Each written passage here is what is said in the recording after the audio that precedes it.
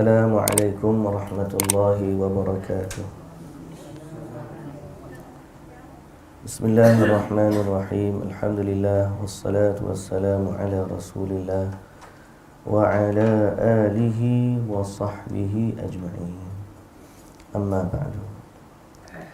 Alhamdulillah, ini kita syukur pada Allah Subhanahu wa taala yang telah melimpahkan rahmatnya kepada kita, dapat kita kembali dalam siri kuliah kita, dan insya-Allah pada pagi ini kita akan baca dari surah Al-Baqarah bermula dari ayat 187.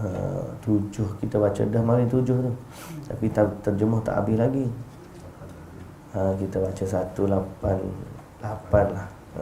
Kita ambil sikit lah.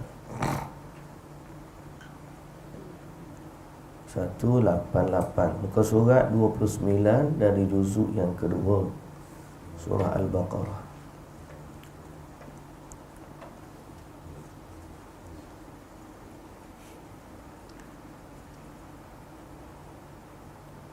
Jumpa dah.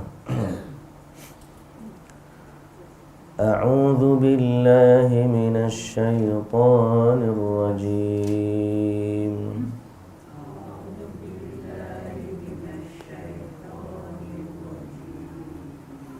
Bismillahirrahmanirrahim.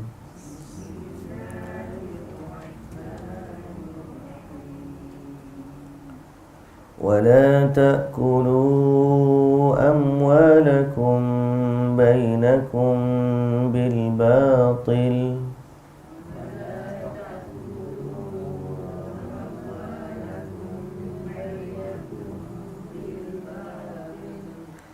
وتدلوا بها إلى الحكام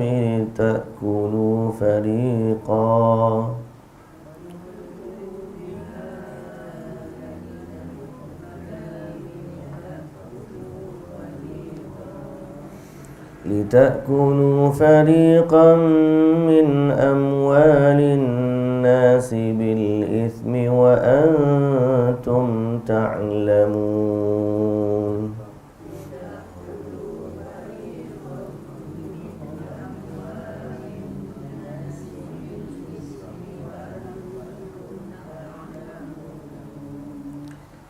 يسألونك عن الأهلة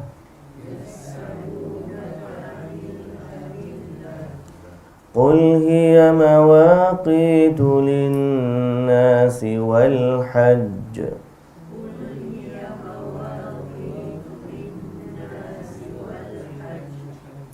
وليس البر بأن تأتوا البيوت من ظهورها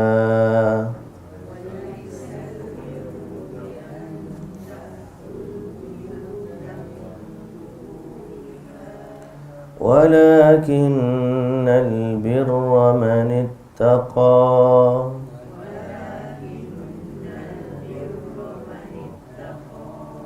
وأتوا البيوت من أبوابها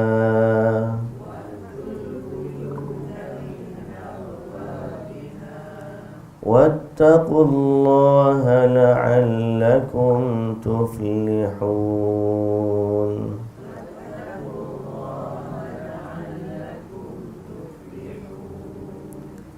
وقاتلوا في سبيل الله الذين يقاتلونكم ولا تعتدوا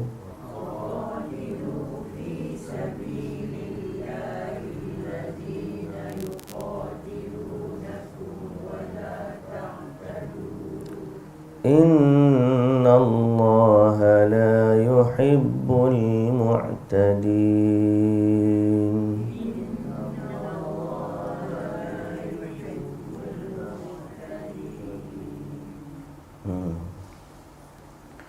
Alhamdulillah, Alhamdulillah, Alhamdulillah. Syukur setinggi-tinggi puji dan syukur bagi Allah Subhanahu wa taala di atas limpahan rahmat, anugerah dan yang paling utama hidayah yang kita senantiasa minta dengan Allah Subhanahu wa taala agar hidup kita ni senantiasa terpandu dengan petunjuk dari Allah Subhanahu wa taala. Yang semalam pun kita kuliah di Masjid Nurul Islam semalam, cerita pun masih lagi tentang macam mana hidup kita ni kita senantiasa usaha untuk perbaiki diri kita, memperbaiki diri, islah kepada yang lebih baik. Cuma kayu ukur kebaikan itu mestilah kita kembali kepada petunjuk, iaitulah apa yang Allah wahyukan kepada Nabi kita Muhammad sallallahu alaihi wasallam dan apa yang difahami oleh para sahabat baginda radhiyallahu anhum ajma'in. Sebab tu kita hari ni biar kita rasa agungnya hidayah dan kita rasa teruja bila kita dapat tahu sesuatu yang telah diajarkan oleh Nabi dan diamalkan oleh para sahabat, dan kita berusaha untuk jadikan dia sesuatu yang kita juga amalkan dalam kehidupan kita. Semoga kita jadi orang yang mencontohi Nabi kita Muhammad sallallahu alaihi wasallam dalam banyak aspek kehidupan. Dan perkara tu tidak mungkin berlaku melainkan kita ni cari belajar. Dan untuk cari dan belajar itu kita sangat-sangat perlu kepada taufik dan juga hidayah dari Allah Subhanahu wa taala. So kita mesti teruja bila kita tahu satu sunnah. Seolah-olah kita kata wow, kita amazed. Orang putih kata amazing. Kita rasa amazed bila benda ni ada pada Rasulullah sallallahu alaihi wasallam dan kita tahu. Beberapa sahabat bila tahu tentang sunnah Nabi, mereka rasa ini adalah harta perbendaharaan. Tahu tentang pahala salat jenazah, tahu tentang apa hak Nabi buat, tahu tentang ayat Quran. Mereka rasa kagum dan ajaib. Dan begitulah juga seandainya benda tidak daripada Nabi, mereka tak rasa kagum. Walaupun orang lain rasa hebat. Semalam saya cerita tentang kita baca kitab Talbis Iblis. Ada seorang anak muda cicit kepada Abu Bakar As-Siddiq radhiyallahu anhu. Dia pergi jumpa satu kumpulan orang yang mana bila baca Quran pengsan. Dia pun kata hebat dia orang ni. Cakap ke ayah dia Abdullah ibnu Zubair, cucu kepada apa? Suami kepada Asma binti Abi Bakar. Anak kepada Asma binti Abi Bakar. Bila dia bagi tahu kepada ayah dia ni, ayah dia kata, lepas ni jangan pergi ya. Dia pun hairan, kenapa ayah dia tak nak bagi dia pergi? Padahal pada dia ni, geng hebat ni baca Quran pengsan. Baca Quran sampai pengsan kerana takutnya kepada Allah Subhanahu wa taala. Ayah dia kata tak payah pergi ya. Dia kata kenapa pula tak payah pergi? Sebab dia kata aku telah melihat Rasulullah sallallahu alaihi wasallam dan para sahabat radhiyallahu anhum ajma'in, mereka baca Quran dan tidaklah mereka lebih daripada menangis kerana takut kepada Allah dan gemetar hati mereka, kulit-kulit mereka kerana takut kepada Allah. Jadi bila hak ni macam seolah-olah melebih-lebih. Dia kata ni perkara ni dibuat-buat. Sebab benda tu tak ada. Nabi pun tak adalah Nabi sampai pengsan. Tak adalah sahabat baca sampai pengsan. Jadi dia tak rasa kagum apabila benda tu tak ada pada Nabi sallallahu alaihi wasallam. Nampak tak? Kalau kita kata pada kita hebat.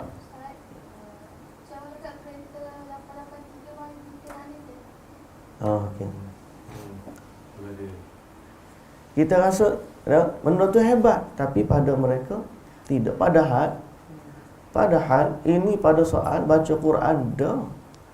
Apatah lagi pada benda perkara-perkara yang lain daripada tu.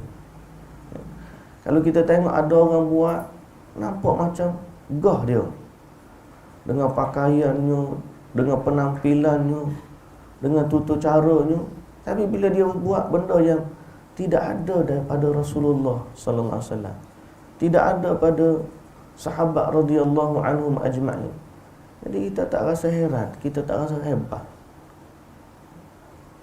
Kadang-kadang orang kita, contohlah saya sebut contoh, ada setengah orang tu ketuk mikrofon sebelum azan, subhanallah walhamdulillah wala ilaha illallah wallahu akbar wala hawla wala quwwata illa billahil aliyyil azim, ya Allahumma salli ala Muhammad wa ala ali Muhammad wa ala ali wa sahbihi ya karim. Dia ketuk. Kita tak rasa malah kita rasa pelik. Kenapa baca? Sebab sekarang ni kita dah azan subuh dekat sini. Saya dah azan subuh. Saya aja gak kita tu Ammar semalam ajar dia azan. Pagi subuh tadi dia azan. Ammar tu dia asal Nepal. Dia masuk Islam sini ya. Dia jadi gak dekat sekolah ni. Alhamdulillah. Sebelum daripada ni dia jadi gad dekat Amanah Raya Berhad. Dia duduk sembang-sembang dengan supervisor dia. Supervisor dia cerita tentang agama, namun dia minat pada agama Islam. Kemudian bila dia pindah ke sini, dia rasa nak masuk Islam. Ataupun sebelum dia pindah sini, dia kenal masa tu antara lembaga pengarah kat sini. Dia kata ada nak masuk Islam. Dia kata mari ya. Alhamdulillah sinilah dia masuk Islam. Sampai sekarang ni dia jaga apa kita. Malam pagi tadi dia nak, saya ajar dia azan. Bila nak azan dia nak baca dekat mic tu bismillahirrahmanirrahim. Allahu akbar Allah. Saya kata tak payahlah baca bismillah. Azan je lah. Pasal apa? Sebab kita tak rasa benda tu hebat. Kalau kita boleh tokok tambah benda hak Nabi tak tambah. Tak ada pun Nabi SAW sebut. Memanglah kita kata bismillah pada. Kalau kita nak baca bismillah kita sendiri, setiap kali kita buat apa-apa, bismillah. Tapi janganlah sampai kita seolah-olah tambahan kepada lafaz azan, ketuk mic bismillahirrahmanirrahim, Allahu akbar Allah. Tak payah. Ni tak Allahumma salli ala Muhammad wa ala. Jadi seolah-olah ada tambahan kepada lafaz azan. So kita tak rasa teruja dengan benda-benda macam tu. Sebaliknya kita akan rasa teruja bila kita tahu Nabi SAW buat macam tu. Sampai satu tahap, ada satu hari saya solat, ada orang kata tak nak semayang belakang ustaz ni. Sebab apa? Semayang dia batal, dia tu. Orang tanya kenapa batal? Sebab dia rokok dia lama. Rokok dia lama. Saya kata kat pada dia, pasal apa rokok dia batal? Rokok dia iktidal dia lama. Rokok dia lama, iktidal dia lama. Sebab dia kata iktidal ni rukuk pendek, tak boleh lama-lama. Dia nak banding dengan sujud, nak banding dengan rokok, iktidal ni rukuk pendek, tak boleh lama.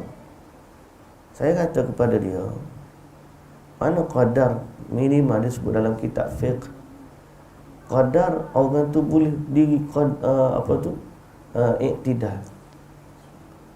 Iktidal ni tamu kita kena tengok siapa yang ajar kepada kita solat.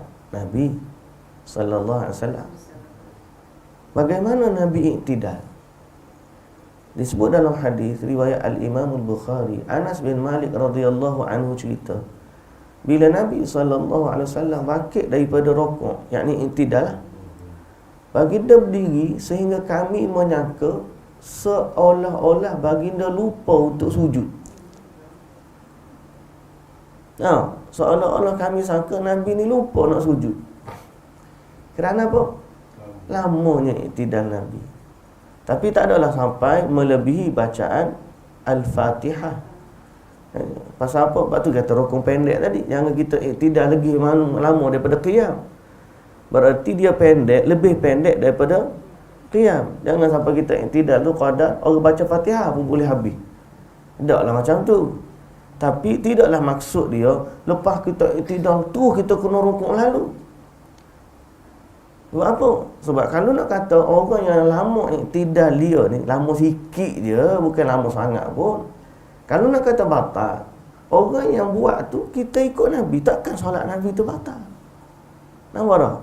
Melainkan apa yang kita buat telah kerana kita amazed, kita teruja bila dengar hadis, oh macam ni Nabi solat, Nabi qiyam, kemudian Nabi rukuk,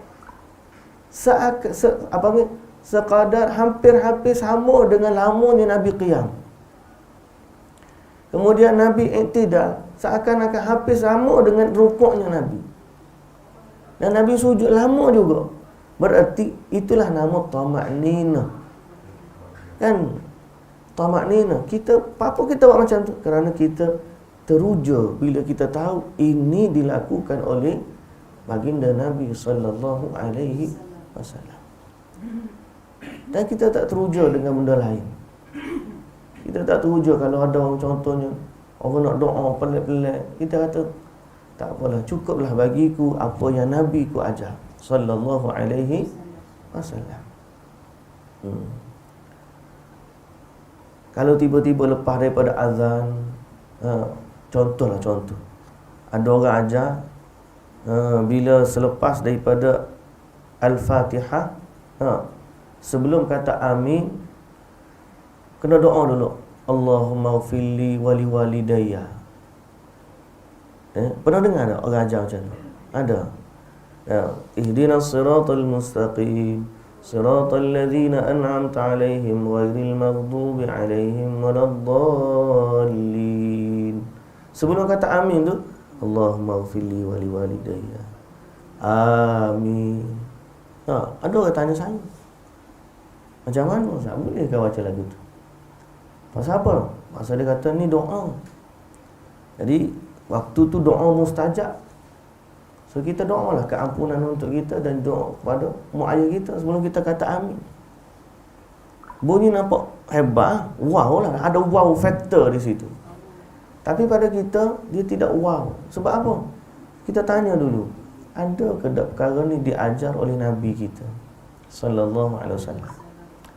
Ada ke perkara ni diamalkan oleh para sahabat radhiyallahu anhum ajma'in? Kalau tak ada, dia tidak wow, melainkan kita rasa ini adalah tokok tambah dalam agama yang boleh merosakkan keaslian ajaran Nabi kita sallallahu alaihi wasallam. Kalau dia nak kata ini doa, apa salah dia? Cukuplah kita dengan doa yang Allah sendiri sebut dalam Quran, ihdinas siratal mustaqim, siratal ladzina an'amta alaihim ghairil maghdubi alaihim waladdallin. Itulah doa yang kita untuk aminkan dia. Ada orang sami Allahu liman hamidah, Rabbana walakal hamd. Angkat tangan tapi macam ni. Kita sami Allahu liman hamidah macam ni.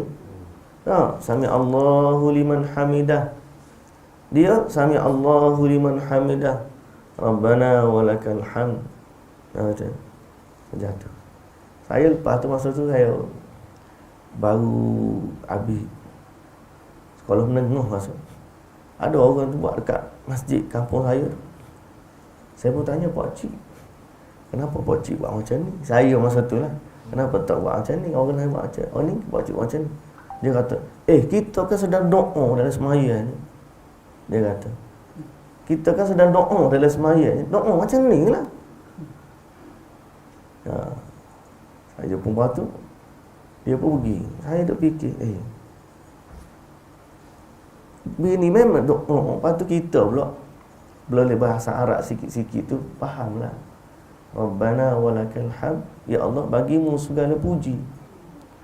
Tak adalah pun nak maksud doa. Melainkan dia puji.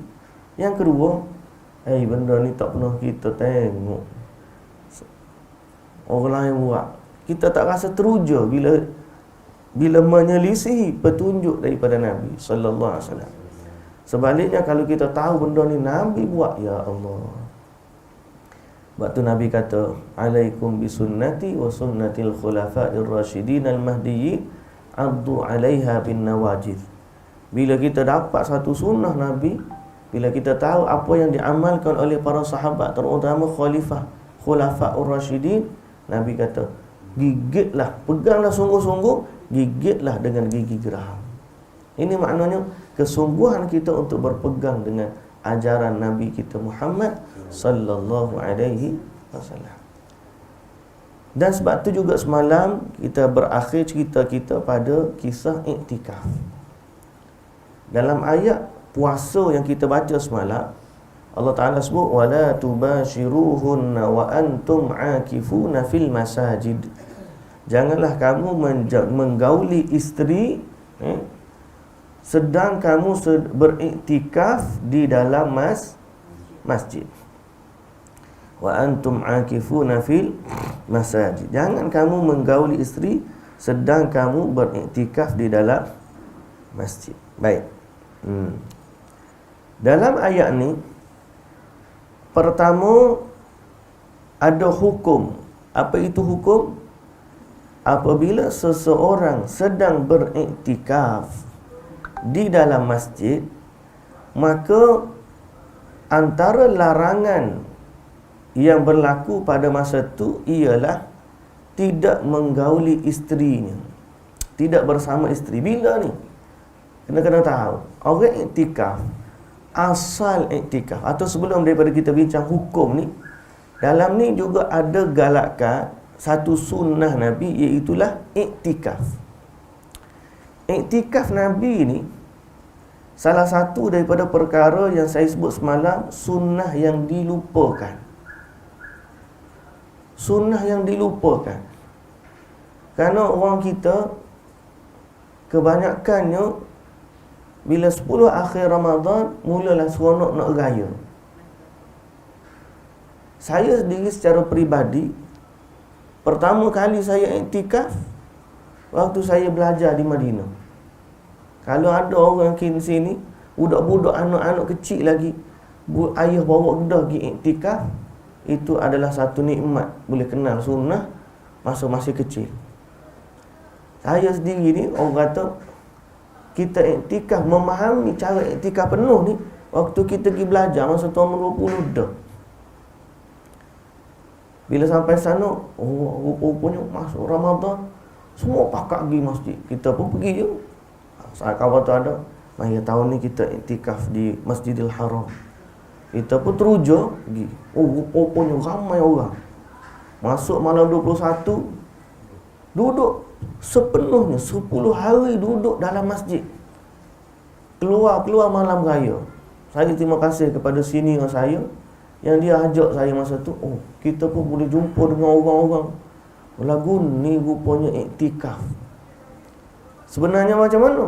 Nabi dulu masuk malam 21, masuk masjid, tak keluar dah, tak balik rumah dah.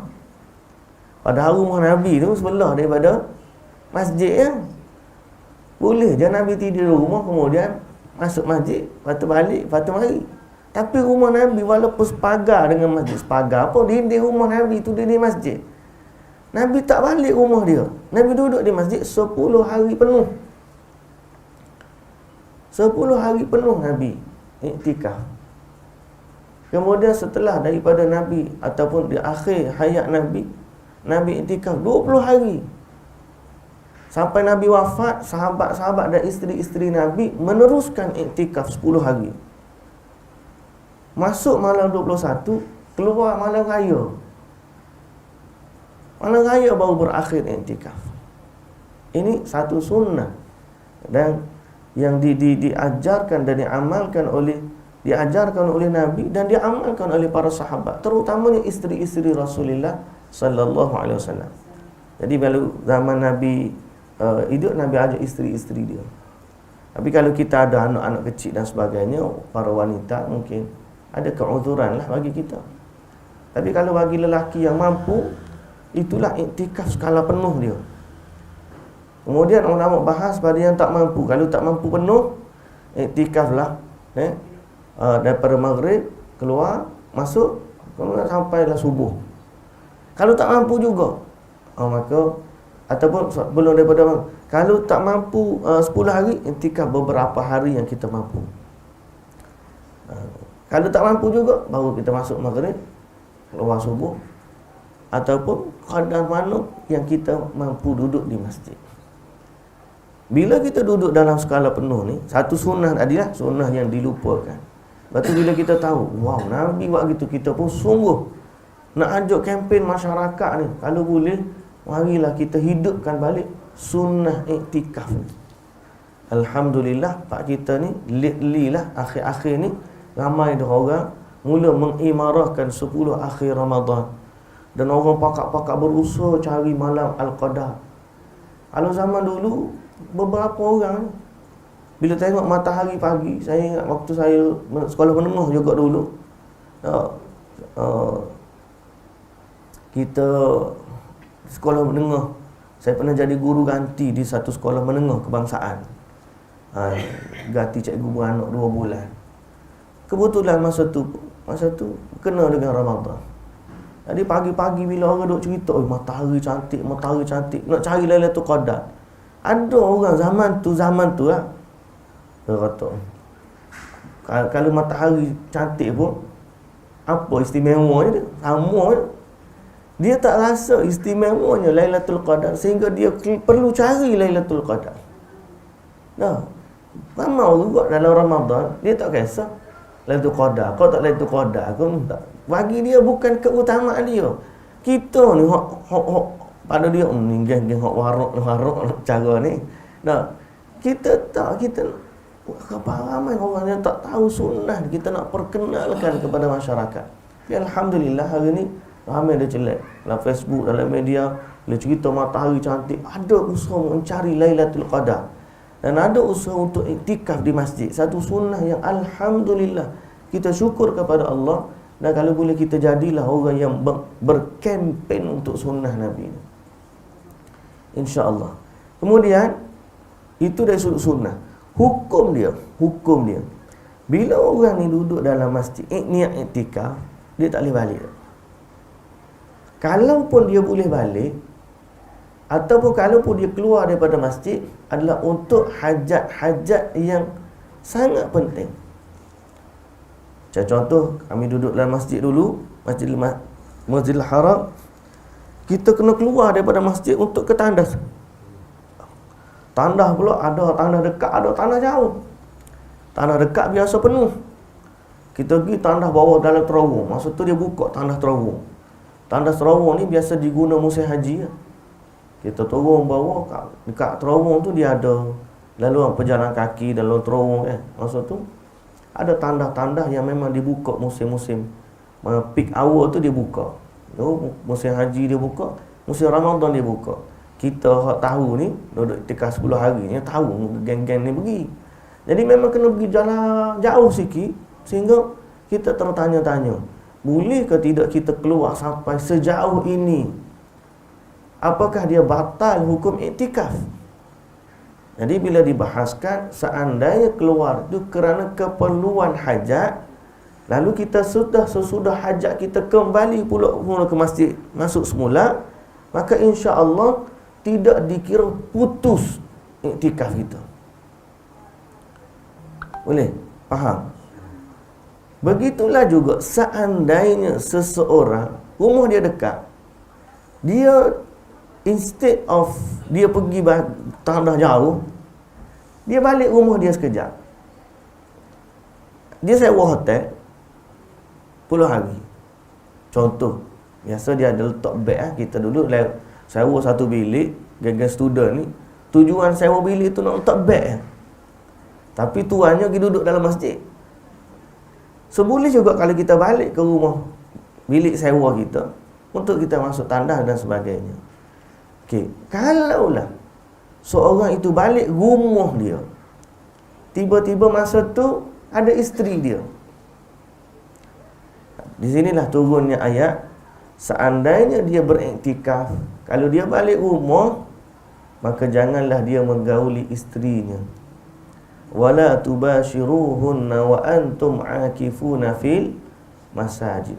Kalau kamu sedang beriktikaf dalam masjid, maka janganlah kamu balik untuk menggauli isterimu.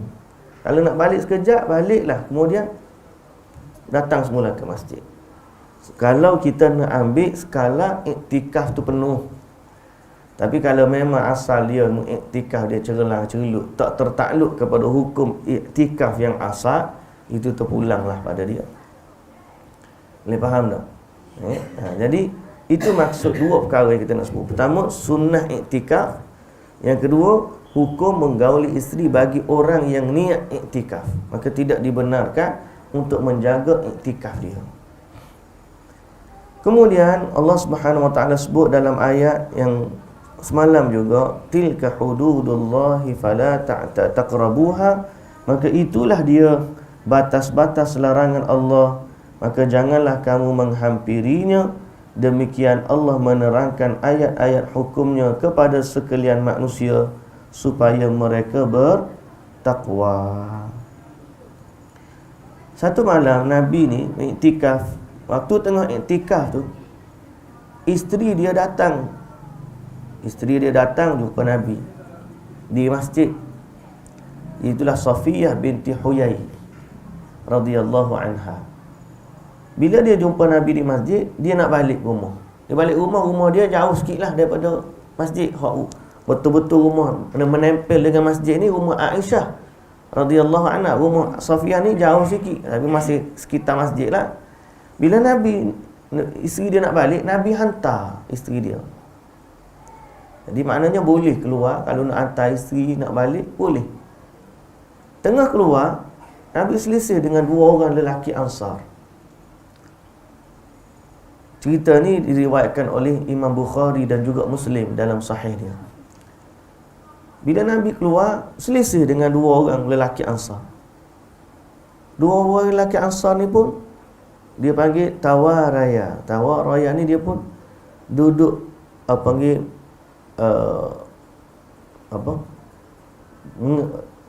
gigi tepi lebih kurang. Dengan nak berselisih, dia pergi tepi sikit. Kemudian dia tengok Nabi, macam duduk tengok-tengok kat Nabi. Mana Nabi jalan dengan perempuan? Gitulah. Lepas tu Nabi SAW kata, ala rislikuma. Nabi kata, nanti. Jangan cepat-cepat nak buat apa? Andaian, assumption. Nabi kata, ala rislikuma. Innaha Safiyah binti Huyai. Nanti, ini Safiyah, makna bini aku ni, isteri aku. Lepas tu Nabi dua orang tu kata subhanallah, dia kata. Dia terkejut, ya subhanallah, dia kata gitu. Seolah-olah mengiyakan apa yang Nabi bagi tahu, bahawa mereka ni ada assumption dalam minda mereka. Lalu Nabi SAW kata, inna syaitana yajri min ibni Adam majrad dam. Sesungguhnya syaitan, dia mengalir dalam anak Adam pada perjalanan darahnya. Maksudnya syaitan ni duduk boleh hasut manusia ni, dia masuk melalui salur-salur darah manusia. Sampai ke tahap tu. Wa inni khasyitu an yaqdhifa fi qulubikuma syai'a. Dan aku bagi tahu cepat-cepat ni bahawa ini adalah Safiyah, kerana aku takut syaitan akan mencampakkan sesuatu dalam hati kamu berdua. Okey, Nabi SAW bagi tahu terus. Sehingga Al-Imam Syafi'i dalam hadis ni secara spesifik dia menceritakan dan mengambil faedah bahawa Nabi SAW nak mengajarkan umatnya bahawa kita boleh ataupun digalakkan untuk mengelakkan diri dari fitnah atau tohmah. Andai kata ada kita nampak orang ni nak salah sangka kepada kita, cepat-cepat kita betulkan, supaya tidak membiarkan orang salah sangka dan menyebabkan dia pun berdosa, kita pun jadi tak baik hubungan dengan dia. Itu faedah lah. Kemudian dalam bab ni, kalau dia layan isteri dia hantar ke rumah, boleh tak boleh? Boleh. Yang dilarang adalah bersama dengan isteri. Kemudian kalau dia balik juga, Kalau dia balik, kemudian isteri dia rawat dia, layan dia, bukan tempat tidur. Isteri dia balik, mungkin balik rumah malam kan, isteri dia mungkin hidang air, ataupun dia sakit kepala, isteri dia letak minyak kat kepala, ataupun apa jugalah, rawat dia, layan dia, tapi tidak dalam hukum bersama suami isteri. Boleh ke tak boleh? Jadi jawapan dia boleh. Jawapan dia boleh. Kenapa? Kerana Aisyah radhiyallahu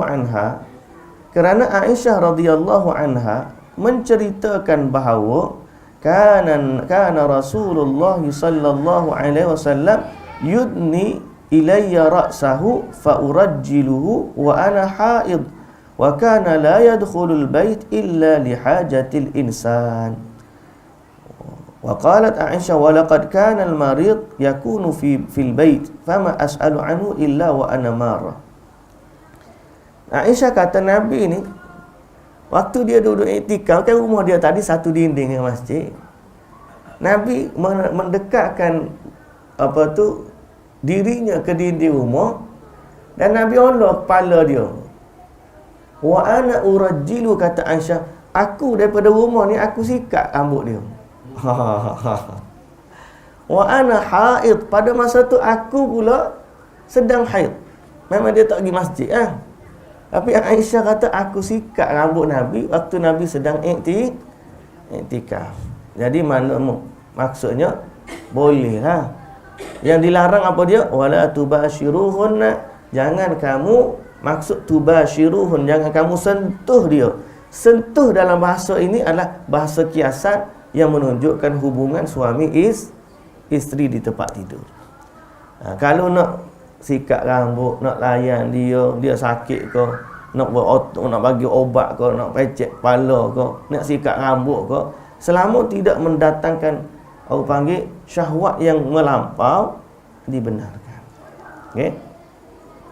Inilah hukum berkaitan dengan iktikaf. Baik, muslimin dan muslimat yang dirahmati Allah, tilka hududullah. Indahnya sunnah Nabi ni deh. Kalau kita baca nak buat lagu tu, hebat Nabi ni. Dia iktikaf, bini pergi masjid, balik hantar rumah Nabi. Allahu Akbar. Bini duduk di rumah, olok kepala bini sikat rambut. Ya salam. Rasulullah ni ajaib sallallahu alaihi wasallam. Sosok itu pilihan, sosok teladan yang sangat mengagumkan. Bila kita dengar tu, sebab tu saya dulu kan, kita cerita recall balik zaman dulu, saya pernah satu hari zaman saya sekolah dulu, tak tahulah Allah Ta'ala muka kita ni ngaji sekolah agama tu. Waktu saya pergi satu camp ni anjuran pejabat ayah saya. Jadi camp pelajar, camp pelajar lah. Kita pergilah. Jadi marilah motivasi, pakar motivasi dia buat pun. Dia pun berilah satu orang Haji Selidik, pemimpin yang dikagumi, idola dalam hidup kamu, apa gini. Tapi saya paling ingat bila dia sebut idola dalam hidup, saya tulis masa tu dalam jawapan tu, saya tulis Nabi Muhammad sallallahu alaihi wasallam. Bila hantar, motivator tu panggil, apa aku tulis Muhammad, Nabi Muhammad ni. Dia pada dia idola ni orang ada zaman kita ni. Siapa yang kita jadikan idola kita untuk zaman kita ni? Saya kata, tak tahu. Saya memang idola saya Nabi Muhammad. Saya kata, Allah letak pada kita ni rasa nak mengidolakan Nabi tu daripada amal kita belajar tu. Tapi alhamdulillah, itulah sepatutnya. Sepatutnya idola kita. Sebab bila kita tahu cerita dia, ni memang idola kita. Kalau dia dengan isteri macam tu, dengan sahabat dia lagi, dengan kawan-kawan dia lagi, dan lebih utama lagi, bagaimana dia dengan Allah Subhanahu wa ta'ala. Jadi begitulah kita dengan sunnah ni. bukan sekadar untuk kita mengenali Nabi dan juga kita beriman dengannya habis full stop gitu je. Kita sayang kepada Nabi sekadar dia ni Nabi kita, tidak. Erti Nabi bagi kita adalah dia adalah contoh teladan untuk kita hidup di atas jalan dia. Erti Nabi itu bererti kita idolakan dia, kita sanjung dia, kita contohi dia sebagai teladan, dan kita jadikan dia sebagai pemimpin kita, pemberi petunjuk, orang yang kita sayang, orang yang kita sanjung, orang yang kita puja. Puja pun jangan sampai ke tahap puja seperti orang Nasrani puja Nabi Isa AS. Tapi Nabi itu ertinya bagi kita adalah satu sosok tubuh yang kita nak contohi dan teladani. Jadi semoga Allah Subhanahu Wa Taala menggerakkan kita ke arah itu dan menambahkan lagi kefahaman bagi kita bahawa inilah kehidupan Nabi sallallahu alaihi wasallam. Baik, tilka hududullah fala taqrabuha wa man fala taqrabuha kadzalika yubayyinullah ayatihi linnas la'allahum yattaqun. Demikianlah Allah menerangkan hukum-hukumnya, tanda-tandanya bagi manusia agar mereka bertakwa. Jadi, kalau kita nak bertakwa kepada Allah, jalan ketakwaan yang patut kita susuri dan kita ambil sebagai jalan kita tidak lain dan tidak bukan ialah apa yang Allah sendiri terangkan kepada kita. Jadi kalau orang nak bertakwa kepada Allah, jalan ketakwaan itu ialah apa yang Allah wahyukan ini kepada kita melalui Al-Quran dan Nabi sampaikan kepada kita melalui As-Sunnah. Wallahu ta'ala alam. Nampak gayanya kita kena ulang balik ayat 188 pada besok hari, insya-Allah. Hari ni pun kita berhenti awal sikit. Nampak ni pening belaka di luar ni. Pada ada sukan hari ni, warna-warni pula tu. Tu yang jadi happening belaka hari ni tu. Insya-Allah. Wallahu ta'ala alam. Ya, ada soalan.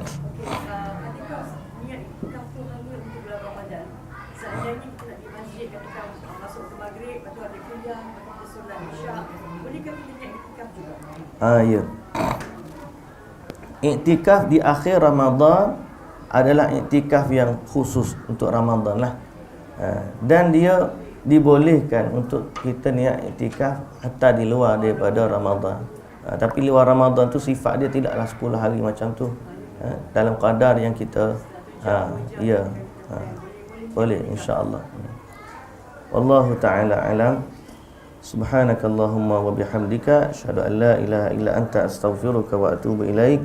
Aqulu qawli hadza wa astaghfirullahal azim li wa lakum.